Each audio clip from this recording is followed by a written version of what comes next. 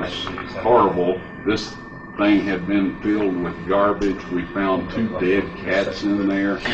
I've got a picture of a moving picture of a cat that came up to where we were working, and it stood there and looked at us for a bit, and then it just turned and walked off like, you know, what are you idiots doing there?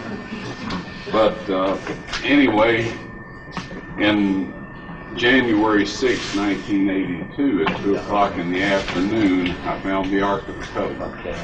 Right? You would not believe the amount of stone and dirt and everything we had moved. God kept our interest up by thinking that just any minute we'd find it. You know, for all of that time. Usually the carrot doesn't work for that long a period of time. I think you know about holding a carrot in front of something so to get it to move. So anyway, we found it. Now, I hadn't thought anything about the crucifixion site. Like everyone else, I thought it was up by that Muslim graveyard on top of that cliff. And in fact, I went up there looking one day for it, and a couple of Muslims kind of helped me off of out of the place. My feet touched the ground about every 10 feet. But anyway, I didn't see any evidence up there. But as we dug down the face of that cliff, we found those 3 cutouts.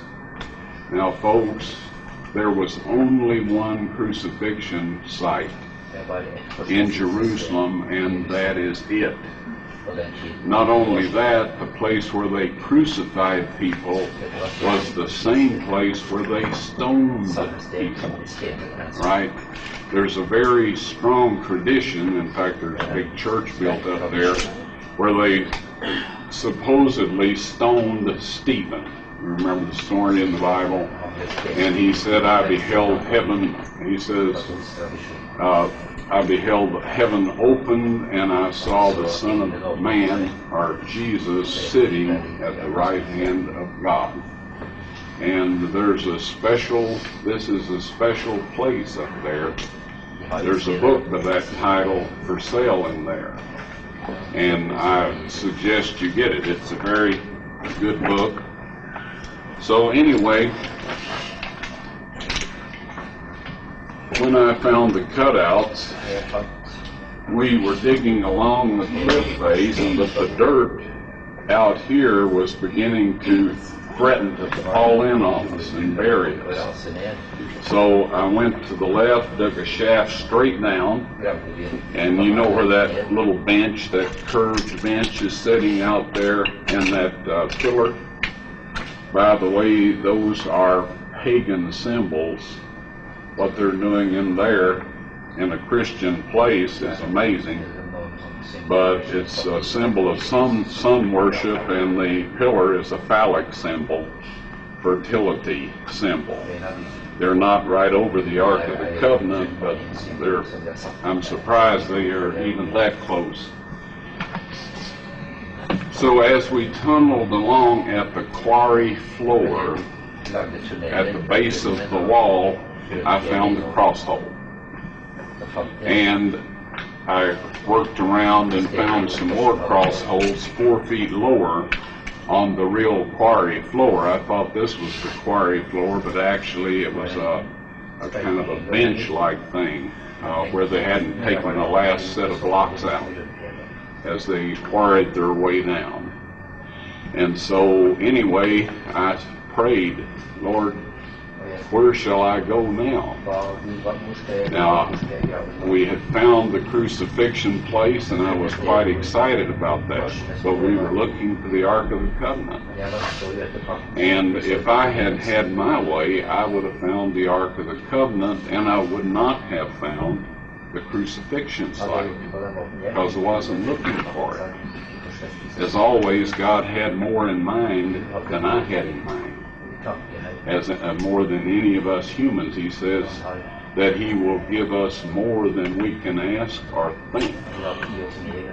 And I found that to be very true, and of course you will find that to be very true too, and some of you already have, those that are sharing things with other people. Because today God is taking a strong hand in finishing his work. Anyway, I was impressed to break right through the cliff. Not this cliff, but one that looked every bit as solid. Right? Well, I'm dumb, but I didn't think I was that dumb. Okay. So anyway, I kept looking around for a place to get in that cliff. I knew there were caves in there because honeybees were coming out of cracks and flying in. So they had their nests in there. So anyway, my youngest son, he says, "Dad, have you prayed about this?" And I said, "Yes. You know, I should have prayed with my sons.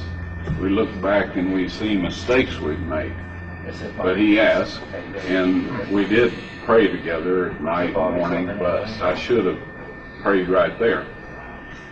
Anyway, he said, "Did you pray about this?" I said, "Yes." He said, "Well, did you get any indication of what to do?" I said, "Yes. I'm supposed to break right through that cliff." And he says, "Well, let's do it."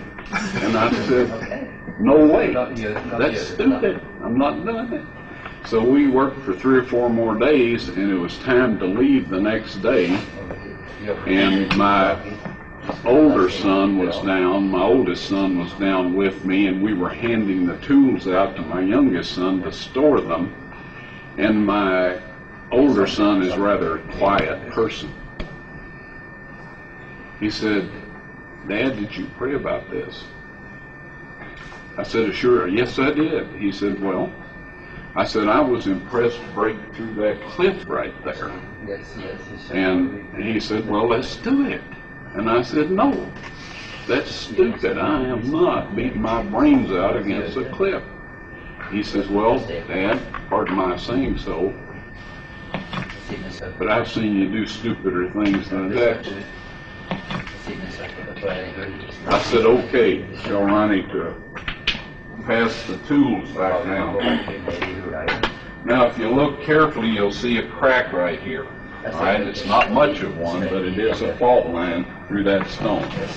So we went 18 inches over to this side, took our hammers and chisels and started marking the stone up and down and up and down. Finally, a big chunk popped out of there. Pushed it off to the side, looked back in the bottom. There was a small, dark hole about that big. Didn't look very promising at all. I had my son hand me the flashlight. We had them sitting where we could see. This was all down in a tunnel. And so I put it up to that hole, and there was a big cave chamber back behind there. Have you ever had goosebumps and all of that sort of thing? Just overwhelmed you? Well, that's what happened to me. It didn't take us very long to make the hole big enough to get in. I thought the Ark of the Covenant would be sitting right there. It wasn't. So since we had to leave the next morning, we plugged that hole. We came back to the surface, plugged the hole, fixed everything up so nobody could tell where we had been, and left. I had to go home, work, save up some more money, and come back. But eventually, I found the Ark of the Covenant, and it was in a chamber that I would not have bothered going in, just like I wouldn't have bothered breaking through the wall. My 2 sons had gotten very ill in 1982. I sent one of them home Christmas Eve, the other one home New Year's Eve. I owed the hotel $300. I had no money at all. As a friendly Arab let me seat at his restaurant, and that, folks, to me is humiliating. You know, there are some things that I'm not comfortable with, and I was experiencing several of them.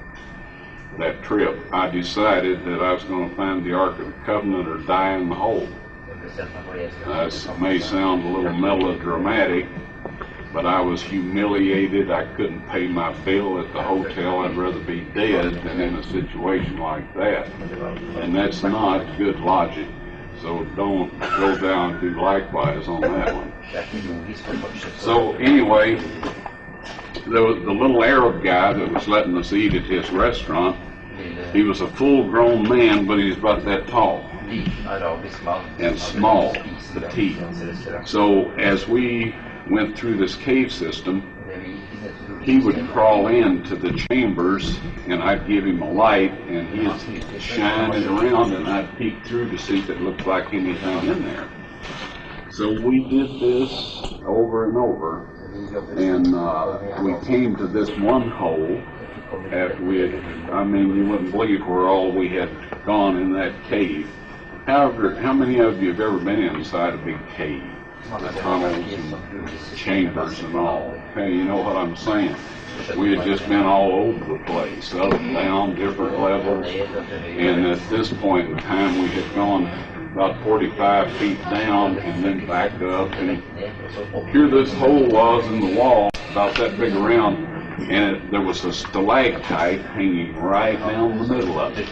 It's the only stalactite I had seen in the cave that wasn't just little ones. This was a big one, and I have it in my collection of things. So I broke it off, made the hole big enough for him to get in, and he was crawling in there, and I started to hand him the light so he could do what we had been doing, you know, several days. He came tearing out of there. His eyes were big as human eyes can get. And he said, "What's in there? What's in there? I'm not going back in there." And I said, "Well, what did you see?" He said, "I didn't see anything." And I thought, well, okay. Now he'd been in tighter places than that and had not responded that way. So I got this little beam of light, you know, in a very dark place here. And I thought, that is divine terror. You know, that's supernatural terror. So I figured that is either where the Ark of the Covenant is, or it's the way to get to it, one or the other. And God doesn't want this fellow to know where it is. So anyway, he said, he just said, I must get out of here. So off he went. So I made the hole big enough for me to get in. I got in there, and folks, it was full of rocks, bigger than these here, up to within 18 inches or so of the ceiling. If this young man hadn't been terrorized and come scooting out of there like he did, I would not have gone in that place. But who needs rocks? We've been moving thousands of them for 3 years. So anyway, I crawled in there with the flashlight, and I crawled around on top of the rocks, and I shined the light down between the cracks in the rock, and there a flat gold thing reflected back at me. So I moved over and shined down through another. There was two reflections, one here, one there, and one over here. So I knew it was a flat gold top. And I thought, the Ark of the Covenant. I forgot about the cherubims, you know, sitting on top. They'd have been poking up through if that was the top of the mercy seat. But anyway, I started moving these rocks, and I stuck them everywhere I could. By the time I got down to that gold surface, I had them behind my shoulders, leaning back against them, and it was the table of showbread. Well, hey, that's not a bad find, huh? But anyway, I was looking for the Ark of the Covenant, and it was only then that I took time to carefully examine the rest of the chamber. See, I had just crawled in, took a quick look, and started checking down under the rocks. So as I moved the flashlight along the wall, I saw a stone box sitting against the wall about this low, this much space between it and the ceiling. The lid was broke, slid around, and right above it was a crack with dark brown looking material at the bottom on the bottom of this crack, and I was able to see the top of the lid of the box. On both sides of the broken pieces was more of this brown stuff.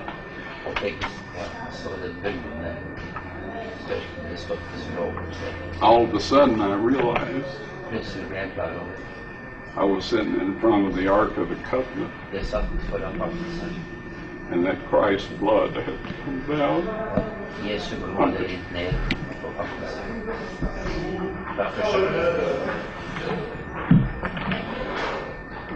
I had never heard anybody preach anything about that sort of possibility. Never.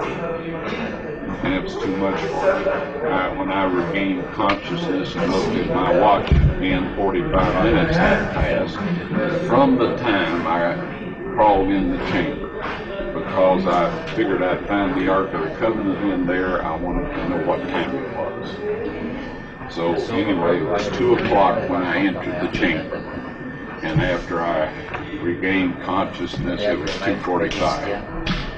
I couldn't see down in there, but I knew what it was.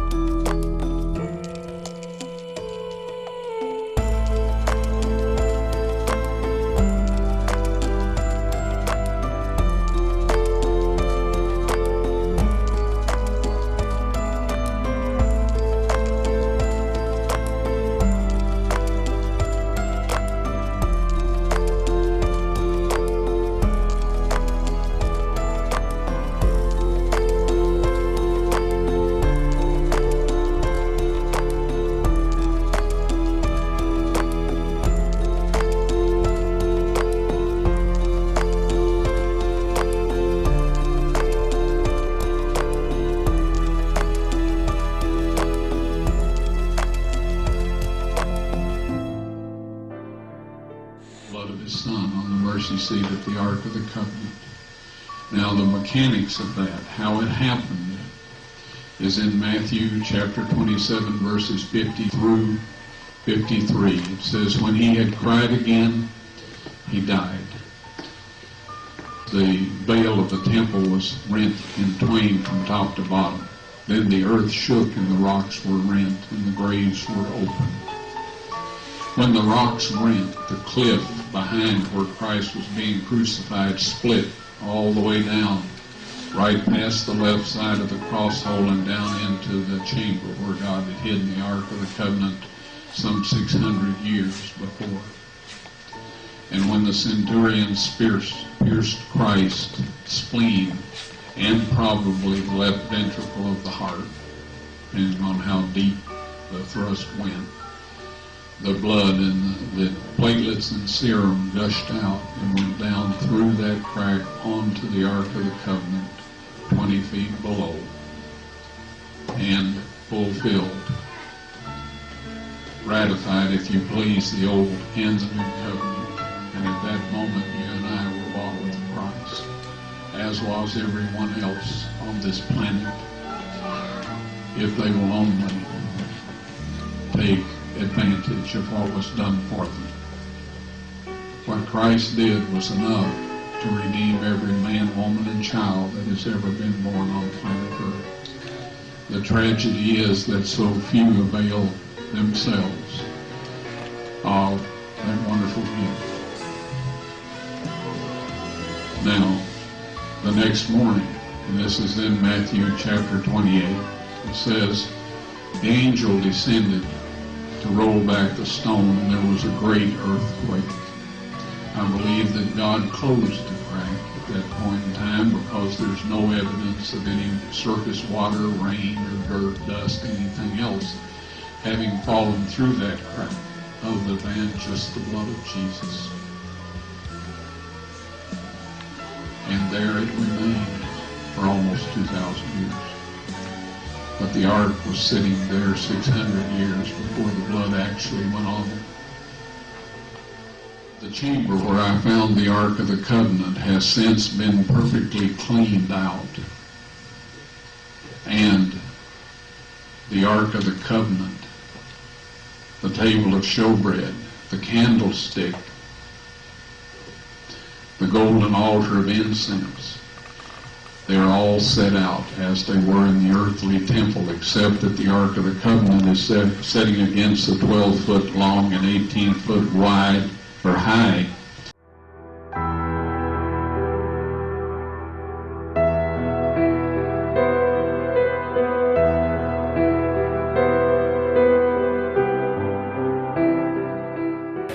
Leviticus 17:14 informs us that the life of all flesh is the blood thereof. Once again, scientists are finding out that the truths of Scripture are far more literal than they ever imagined. Tiny particles have been discovered in blood that are seemingly indestructible. These tiny particles are less than 1/10 of a micron in size, and while they cannot be seen using standard medical microscopes, new methods of microscopy have been developed which makes it possible to see them in their living state. The French scientist Gaston Naessens designed special microscope components that would allow him to see these particles, which he entitles somatids, meaning the body that creates. Through experimentation, Professor Naessens found that these somatids contain genetic material yet to be fully understood by the scientific community.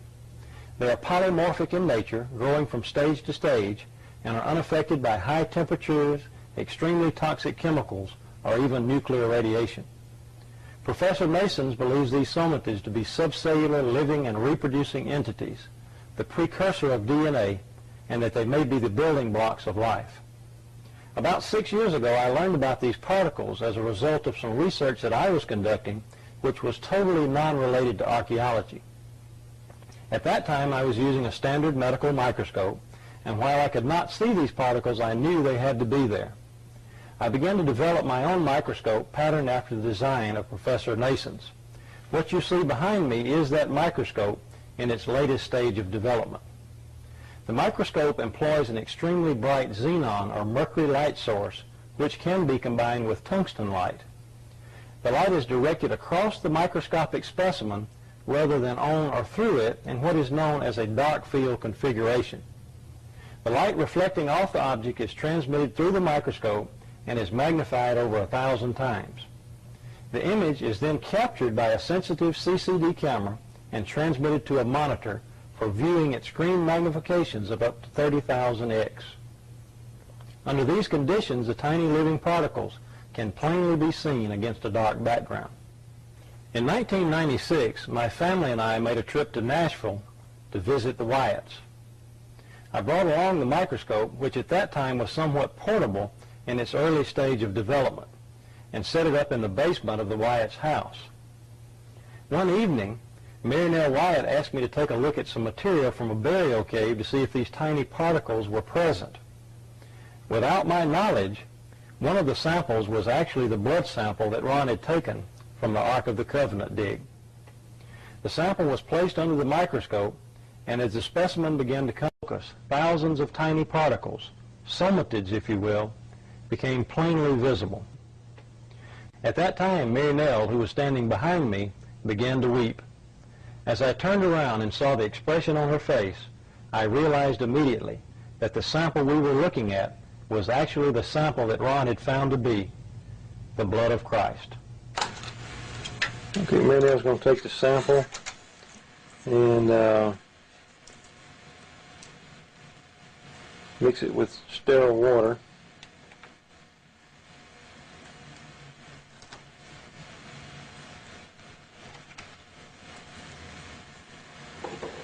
And a test tube there that we've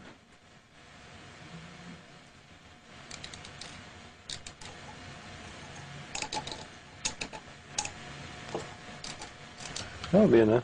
Okay.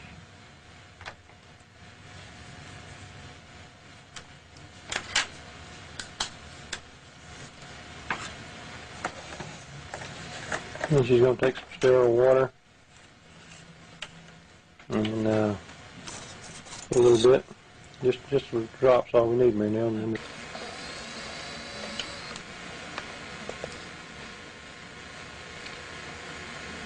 Okay, so now that we've got the sample on the slide, we'll go ahead and focus into the sample and see what comes up on the screen here.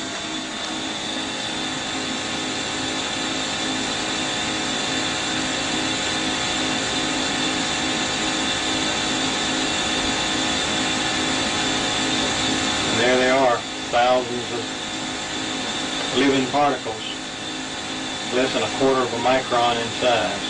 The spores are maybe a half micron, and but most of those little particles that you're looking at is 17,000 X, magnified on the screen 17,000 times.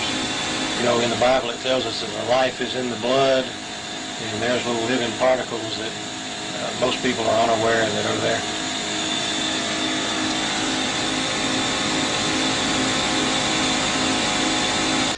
Yes, the tables of stone were found in the Ark of the Covenant. I removed them with the assistance of 4 angels who lifted the mercy seat, which I would estimate weighs about 900 pounds of solid gold. And one of these angels told me to take the tables of stone out of there. He said God wants everyone to see those.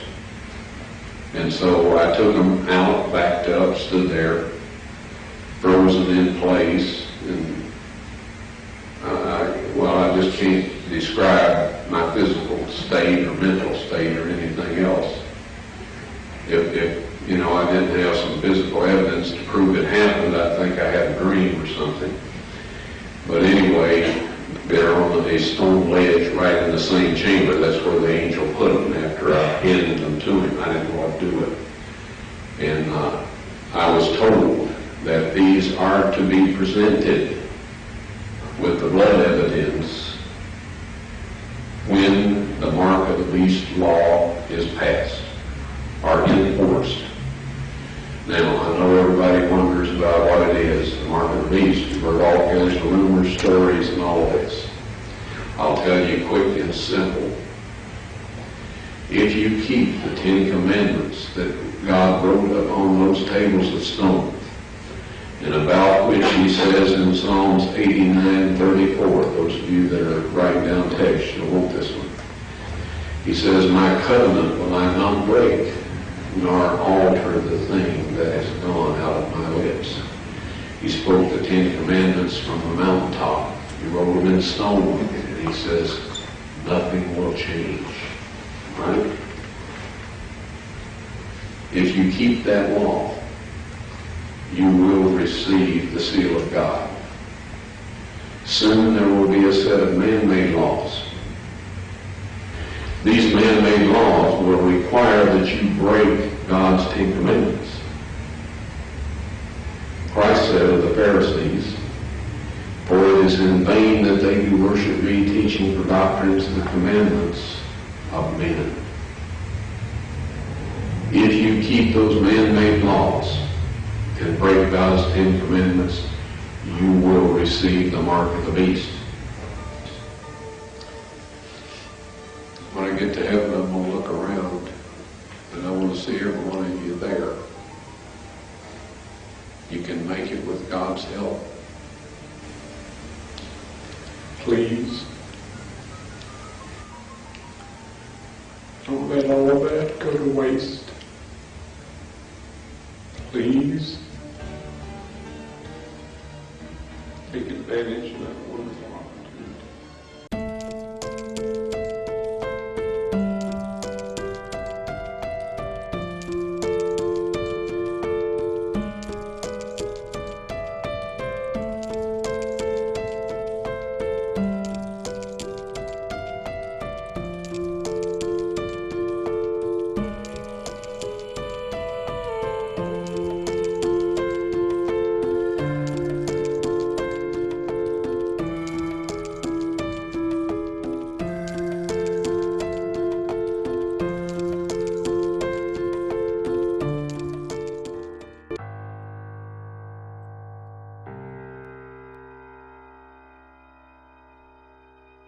Segundo as Escrituras, os homens da cidade de Sodoma e Gomorra foram castigados por Deus por um divino julgamento com fogo e enxofre vindos do céu.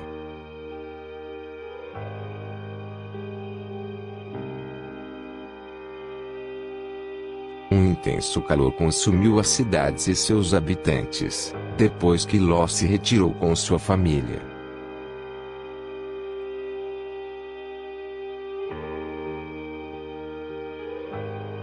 Porém a esposa de Ló, ignorando uma ordem de não olhar para trás, decidiu observar pela última vez sua amada Sodoma ser destruída. E acabou se transformando, instantaneamente, em uma estátua de sal. Neste vídeo, iremos ver o que restou destas cidades nos dias de hoje. E ao amanhecer os anjos apertaram com Ló, dizendo: levanta-te, toma a tua mulher e tuas 2 filhas que aqui estão, para que não pereças na injustiça desta cidade. Gênesis 19:15. Como também da mesma maneira aconteceu nos dias de Ló, comiam, bebiam, compravam, vendiam, plantavam e edificavam, mas no dia em que Ló saiu de Sodoma choveu do céu fogo e enxofre, e os consumiu a todos. Lucas 17, 28 e 29.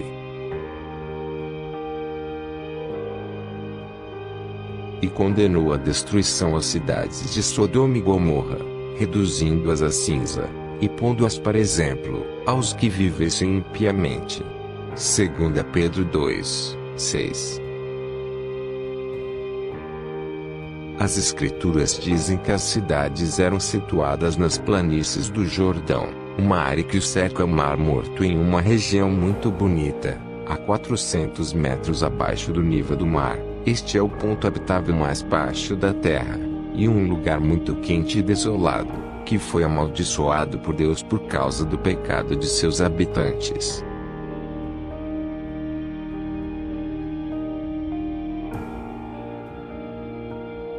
Sodoma tinha soberba, fartura de pão, e abundância de ociosidade. Teve ela e suas filhas, mas nunca fortaleceu a mão do pobre e do necessitado. E se ensoberbeceram, e fizeram abominações diante de mim. Portanto, vendo isto, as tirei dali. Ezequiel 16, 49 e 50. Flávio Joséfo, um historiador judeu do século I, escreveu: ainda há restos deste fogo divino, e os destroços das 5 cidades ainda podem ser vistos lá.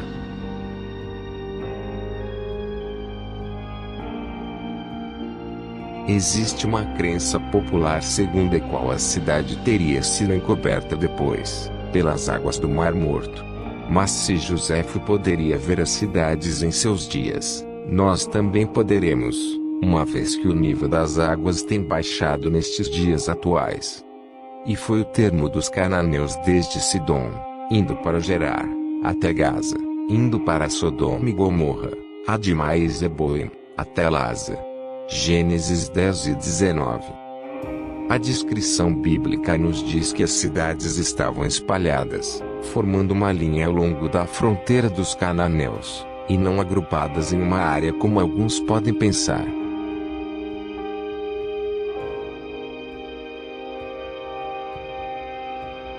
Dirigindo ao longo da rodovia litoral do Mar Morto em Israel, qualquer um pode ver as estranhas formações de uma cor mais clara em seu terreno circunvizinho. Estas são as pardas cidades destruídas pela ira de Deus. Estas cidades foram consumidas pelas chamas e um intenso calor enviado pela mão de Deus. Hoje as cidades possuem esta cor mais clara de terreno que as montanhas ao redor. Esta é uma área desolada onde nada se cultiva, como está mencionada na Bíblia.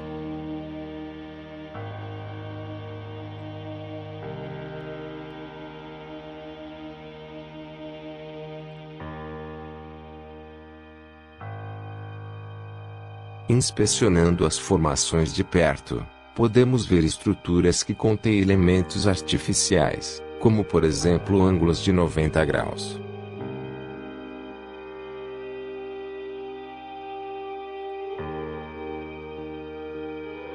As cinzas restantes do material destas cidades são constituídas de material mais pesado devido à inclusão de enxofre, e ainda retém algumas das formas originais de estruturas artificiais.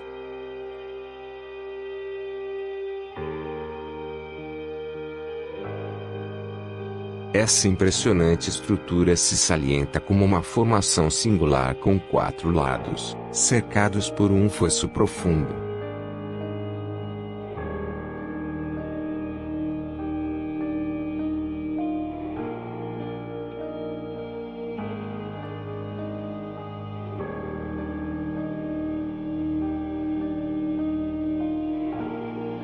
Ao aproximar-se da estrutura, vemos este padrão arredondado e diferente de qualquer tipo de pedra sedimentar, ou solos que conteriam normalmente camadas horizontais.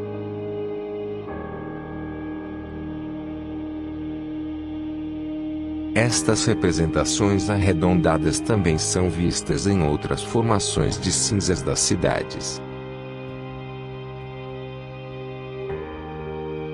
Esta é uma evidência de calor extremo, de até 3.300 graus centígrados.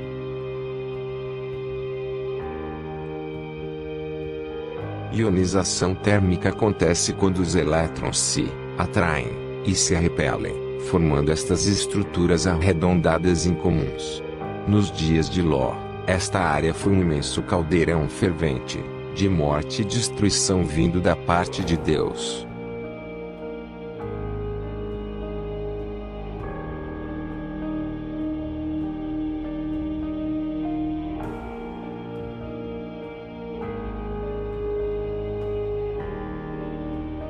Podem ser vistas muitas coisas estranhas aqui, como estas camadas de materiais que desintegram quando são tocadas pelos dedos.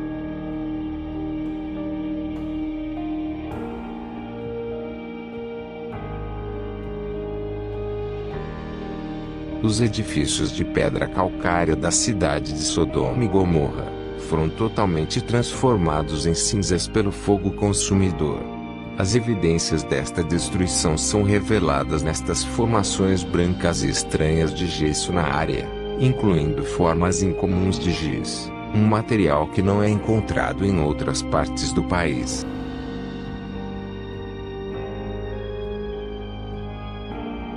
Também podem ser vistas camadas de materiais de cor branca, incluindo gesso e cinzas. No tempo de Elias no Monte Carmelo, Deus enviou fogo superaquecido do céu, que consumiu o altar de sacrifício feito de pedras, transformando tudo em cinzas.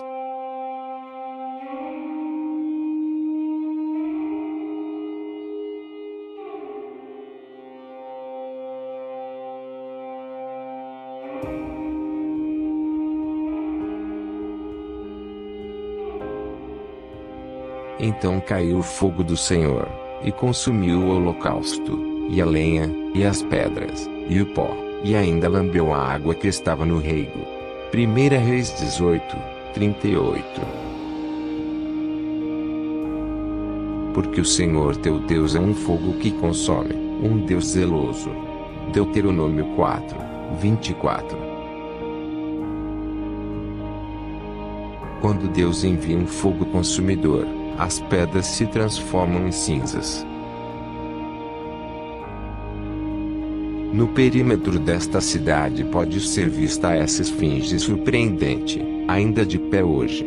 Esta era um símbolo pagão posicionada na extremidade da cidade. Pensava-se que protegeria os habitantes do perigo.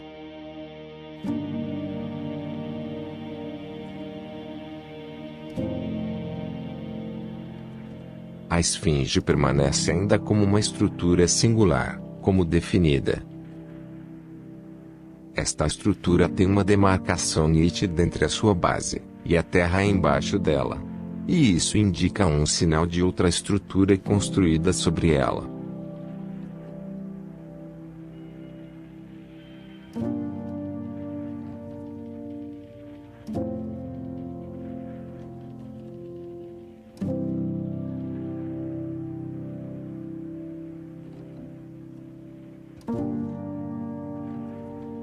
De um nível mais alto, uma seção grande de gesso caiu aqui. Ela claramente exibe as camadas reveladas de cinza branca, que é sulfato de cálcio, e de cinza escura, que é carbonato de cálcio.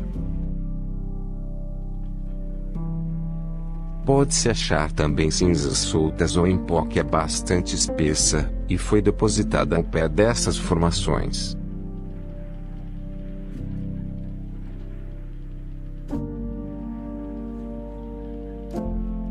A cinza é composta de carbonato de cálcio e sulfato de cálcio que vem dos edifícios, de pedras calcárias e enxofre, misturados durante o fogo.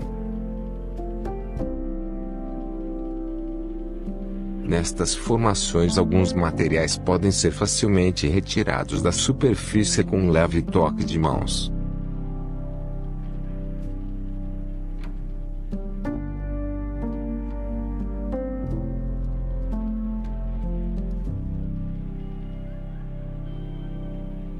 Olhando para as ruas da cidade, pode-se notar formas artificiais que são absolutamente incomuns nessa região.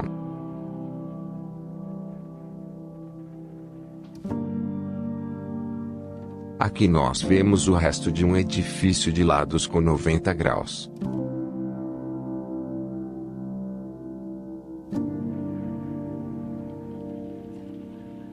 Do lado oposto nós podemos ver a mesma estrutura simétrica em ângulos artificiais. Ou seja, não foi feita pela natureza. Nós podemos ver restos de paredes do que se estendem para fora em ângulo de 90 graus da estrutura principal. Novamente mais uma evidência de construção antropogênica, ou seja, feita pelo homem e não pela natureza.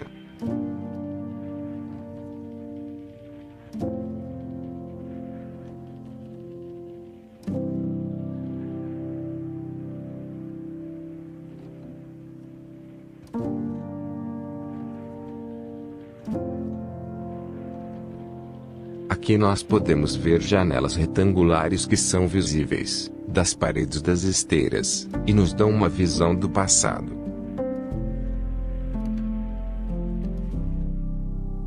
Esquadrinhando a cidade por sinais de habitação anterior, podemos ver em primeiro plano uma torre em desenho cilíndrico posicionada nas extremidades da cidade. As ruínas têm se deteriorado por 3.500 anos, pela ação da intempérie, como sol, vento e chuva.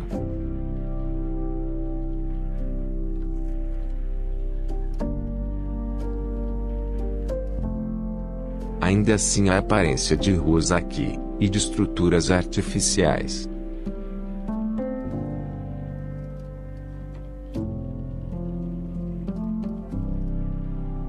Aqui em primeiro plano temos uma forma cônica descansando em uma área elevada.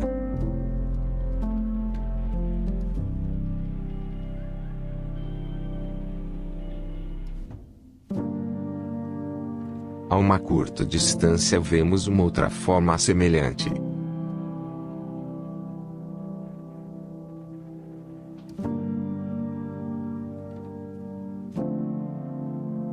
Ao cruzarmos a cidade podemos ver uma entrada curvada que exibe uma forma simétrica até hoje.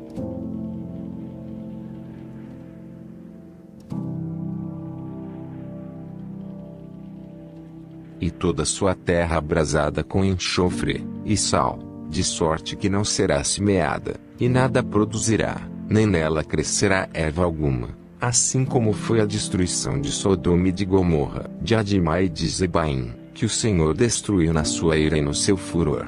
Deuteronômio 29, 23.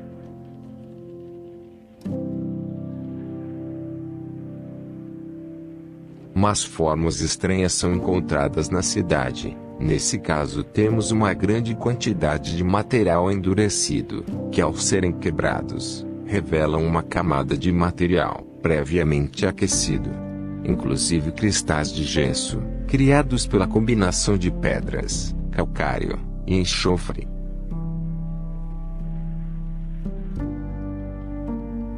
Devido ao imenso calor, foram instantaneamente derretidos vários objetos nas cidades. Aqui temos um material que ferveu em cima, enquanto o resto das substâncias se acumularam no fundo, criando uma base sólida. Um achado incomum aqui, mas apenas outra formação estranha não encontrada em outras áreas do país.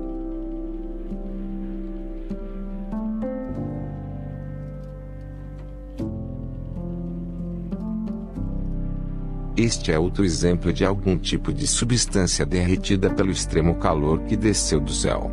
No chão foi achada uma camada incomum de cristais de gesso. E debaixo dos cristais há uma camada de gesso branca, e depois cinzas escurecidas, as quais foram criadas pela grande propagação de calor extremo, que consumiu essa cidade de pecadores ao longo do Mar Morto.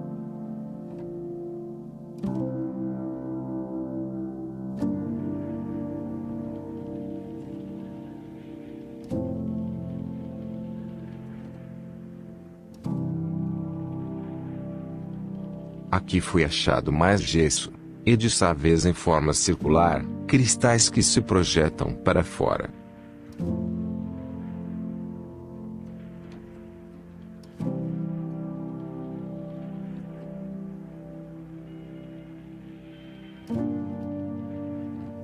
Então o Senhor fez chover enxofre e fogo, do Senhor desde os céus, sobre Sodoma e Gomorra. Gênesis 19, 24. A primeira amostra de enxofre foi achada aqui, tendo sido levada para baixo de um local mais alto. Esse é o marcador celestial deixado que prova ser realmente os locais de Sodoma e Gomorra. O Dr. Ron Wyatt foi o descobridor original destas cidades, em 1989. E ele descreve agora o enxofre encontrado aqui. Sodoma e Gomorra. Bem, em frente de você, veja alguns pontos em comuns. Podemos dizer que é uma camada de cinzas, não é pedra, são cinzas. Agora, podemos ver isto. Agora nos dirigimos para mais perto. E você pode ver que há um tipo de estrutura em forma singular.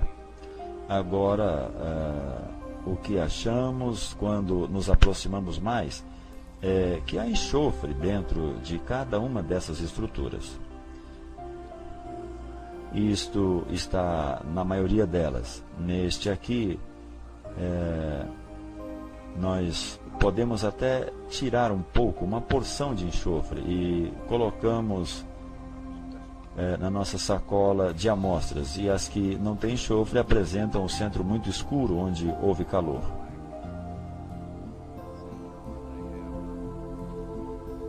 Agora vamos ver este aqui que tem um pouco de enxofre. Você pode ver o enxofre e... Bem,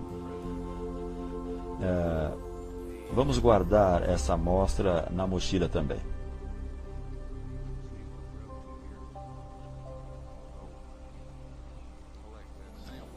Eu começo usando uma faca que não está muito afiada.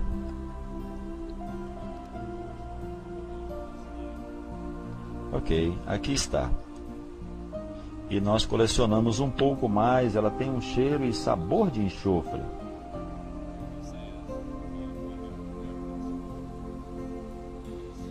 Gosto de enxofre.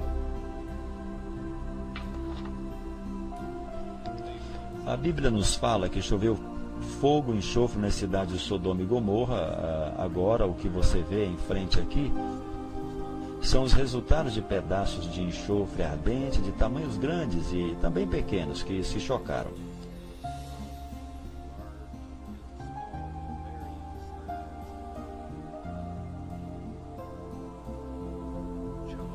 E o que nós achamos aqui é que Deus fez chover enxofre ardente nessa cidade. E chuva é uma descrição perfeita disso.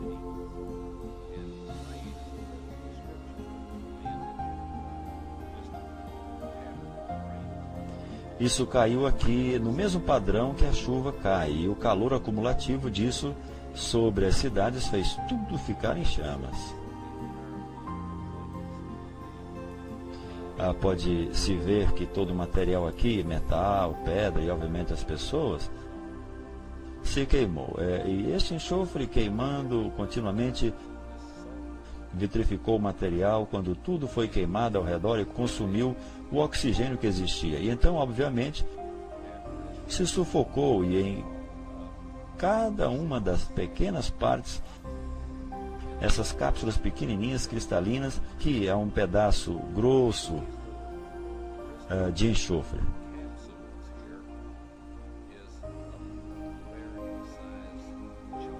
E há milhões destes nestas cinzas que temos aqui. Agora aqui estão alguns que nós quebramos, você pode ver o enxofre dentro. E outros que nós deixamos intactos, mas há milhões destes aqui. Assim, isto realmente mostra que Deus enviou fogo e enxofre sobre essas cidades. Um pedaço de enxofre das cidades foi queimado e esse enxofre ardente produziu uma chama azul bonita à noite. Um aroma muito forte de enxofre encheu o ar e era muito forte se alguém respirasse diretamente a fumaça.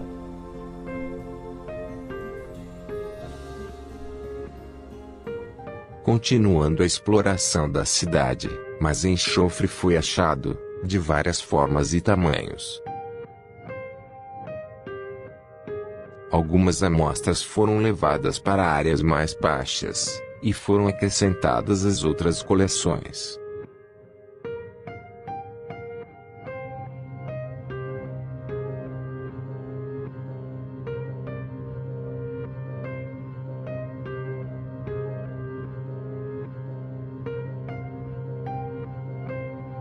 Este enxofre é da forma monoclínica, enxofre branco que foi queimado ou cozido a uma temperatura muito alta. É bastante diferente de enxofre natural, que é formado em outras áreas geotermais da Terra.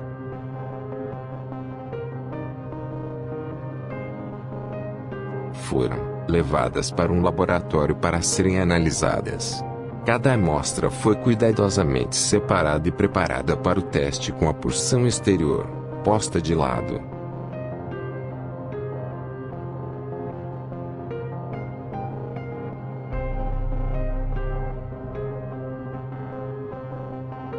Em seguida, as amostras foram secadas e colocadas em um britador de pedra. Depois foram prensadas em um disco, e então colocadas em uma máquina para um exame quantitativo, ou seja, uma análise de radiografia.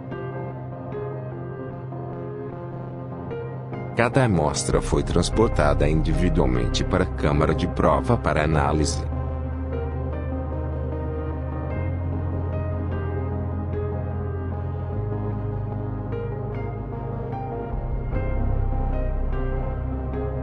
Os resultados foram totalmente surpreendentes. As amostras continham 98% de enxofre. Ao contrário de qualquer outro enxofre encontrado na Terra.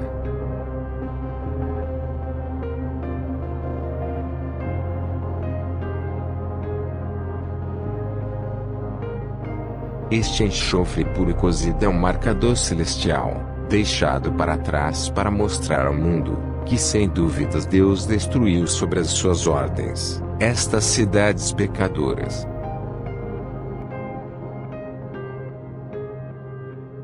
Os críticos têm dito que este enxofre é de atividade vulcânica, mas enxofre rômbico vulcânico é somente 40% de enxofre, e tem um estado cristalino, diferente do branco compactado na forma monoclínica, que é achado nas cidades de cinzas hoje.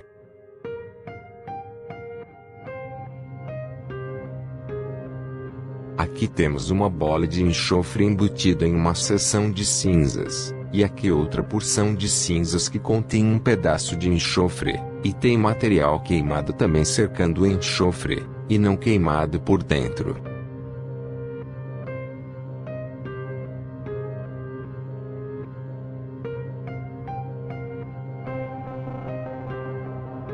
Este gotículo de material tem uma cobertura que facilmente pode ser removida, revelando a pepita redonda de enxofre dentro.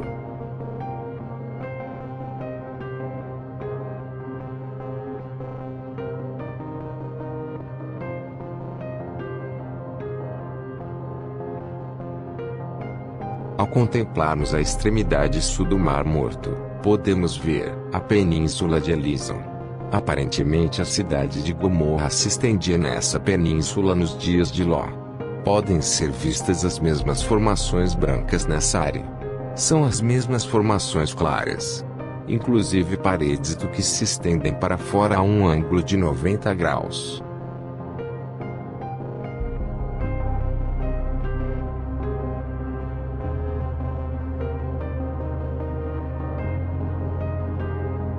Nós também podemos ver aglomerações de gesso espalhadas pelo chão.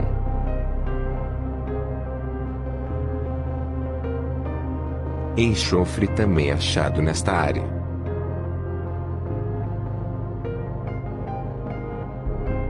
Inacreditavelmente um templo da era bizantina foi construído aqui como visto nesse sinal. Este templo foi construído neste local pelo seu significado bíblico.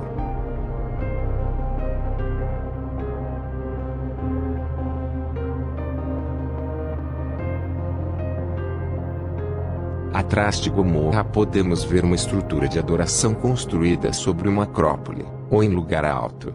São vistas uma figura, e um zigurate aqui lado a lado muito semelhante ao que nós vemos no Egito e em Gizé, com uma esfinge e uma pirâmide construídas bem próxima uma da outra.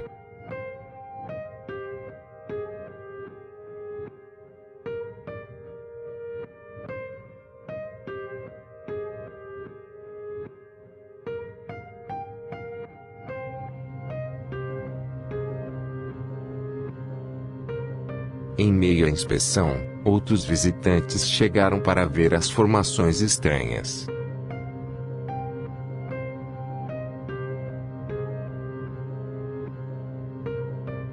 A esfinge era feita de material mais claro do que o material em seu redor. Talvez tenha sido construída com componentes mais caros, e dedicados aos deuses pagãos daquela época.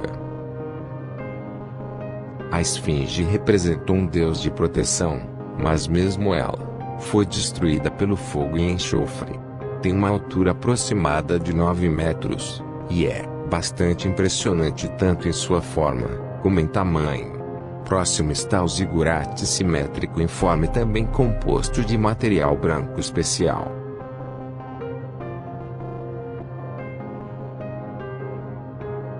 Aqui nós podemos ver um zigurate próximo a uma estrutura que se levanta como torre simétrica. Logo nós podemos ver uma porta curvada, entre 2 pilares.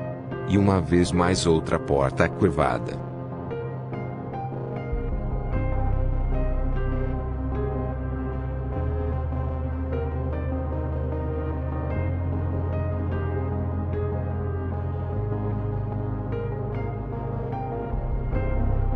Ao cruzarmos a cidade, é possível observar uma elevação branca, ao longe.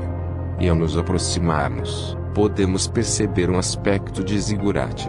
Na verdade, existem 2 zigurates nesta acrópole elevada.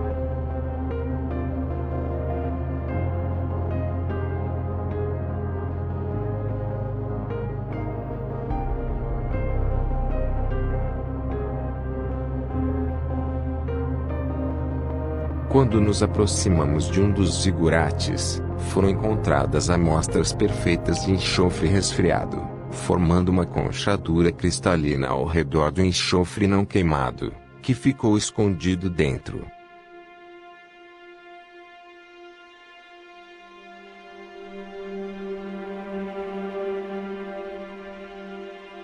No lado de fora do zigurate, havia um pedaço de enxofre fundido do lado da formação.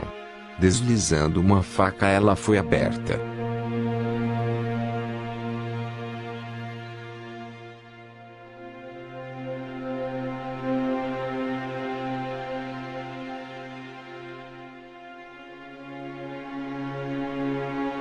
Em uma borda do zigurate havia outra amostra de enxofre que foi aberta com uma faca, revelando puro enxofre uma vez mais no interior dela.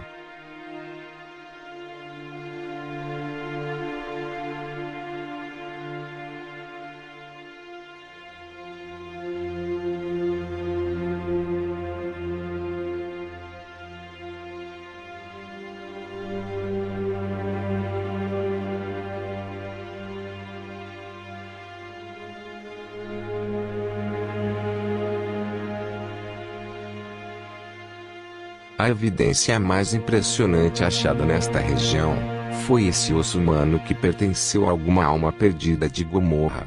Essa medula óssea foi cozida por dentro, ao ponto de ficar totalmente branca. E esse é um testemunho comovente do poder de Deus que destruiu todos aqueles que escolheram viver uma vida promíscua, se opondo ao fluxo natural de uma vida saudável e com dignidade. Bem como acontece nos dias de hoje. Gratidão por assistirem. E até o próximo vídeo.